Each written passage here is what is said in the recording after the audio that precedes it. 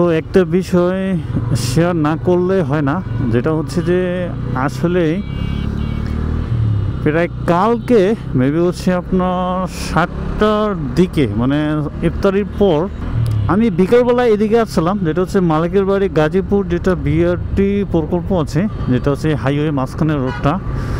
আসলে এই মাঝখানের রোডটা এত বড় একটা রিস্ক, সেম এই জায়গায় একটা অ্যাক্সিডেন্ট হয়, সেটা মানে একটা লাশ বলতে কি একজন পার হতে ধরছে, দেন হচ্ছে আপনার পুরাই একবারে অ্যাক্সিডেন্ট বলতে হচ্ছে আপনার শেষ, মানে মাথা নাই, এক কথা একবারে বড় ধরনের একটা অ্যাক্সিডেন্ট, যেটাই হোক একবারে ডেড শেষ। সো এই একটা বড় একটা অ্যাক্সিডেন্ট যা আসলে ভাবা যায় চাপ দিও না, এটা কি নষ্ট। সো অ্যাক্সিডেন্ট হওয়ার পর সেটা একবারে মাথা কান্না সব শেষ। তা আসলে এই রাস্তা যখন পারাপার হয় তখন একটা বড় রিস্ক হচ্ছে যে না দেখে পারাপার হয়, যেহেতু একটা হাইওয়ে, এটা দ্রুত ফ্লাইওভারটা চালু করার দরকার, এবং হচ্ছে যাতে মানুষ রাস্তা দিয়ে পারাপার না হয়, রাস্তা দিয়ে যাতে পারাপার না হয়। কারণ হচ্ছে রাস্তা দিয়ে যখন পারাপার হয়, এই দেখতে পাচ্ছেন দাঁড়িয়ে আছে, কখন কোন রাস্তা দিয়ে কোন গাড়ি আসবে বা যাবে সেটা বলা মুশকিল, যেহেতু এটা হাইওয়ে রাস্তা।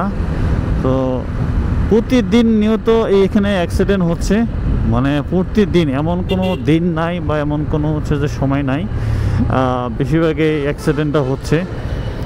তো আমাদেরকে সবাইকে একটু সতর্ক থাকতে হবে, যারা এই রাস্তাটা ব্যবহার করেন বা হচ্ছে রাস্তা পারাপার হচ্ছেন, অবশ্যই আপনাকে সিগন্যাল দিতে হবে হাত দিয়া, এবং রাস্তা পার হতে হবে।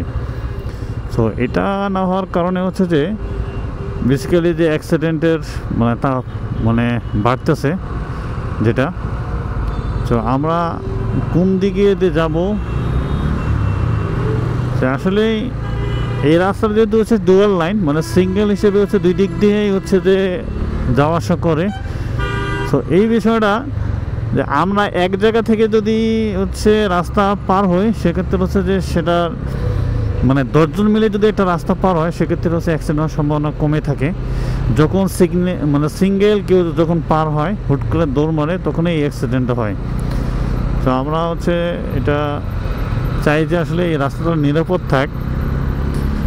যে এমন হয়েছে যে মৃত্যুরূপী রাস্তা হয়ে গেছে এই রাস্তাটা, কারণ হচ্ছে যে প্রতিদিন অ্যাক্সিডেন্ট হচ্ছে, মারা যাচ্ছে প্রায়। ঘন ঘন রাস্তাটা বন্ধ, প্রায় 3 ঘন্টা থেকে 2 ঘন্টা প্রায় রাস্তাটা বন্ধ ছিল।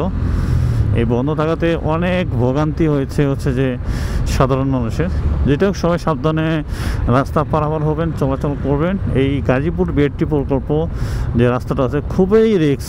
সবাই ভালো থাকবেন, সুস্থ থাকবেন। আল্লাহ হাফেজ। Thanks for watching.